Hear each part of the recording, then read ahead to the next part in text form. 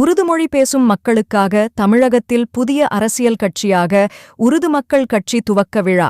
சிறுபான்மை மக்களின் நலன்களுக்காக உருது மக்கள் கட்சி என்ற புதிய அரசியல் கட்சி துவக்க விழா நேற்று சென்னை ராயப்பேட்டையில் உள்ள MTS ஷாரா மஹாலில் வெகு விமர்சையாக நடைபெற்றது.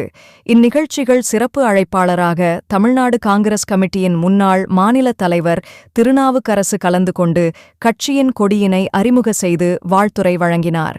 மேலும் இதில் இளைய கட்டபொம்மன், சிறுபான்மையினர் உரிமைகள் கட்சித் தலைவர் மைக்கேல் இருதயராஜ் உள்ளிட்ட பலர் கலந்து கொண்டனர்.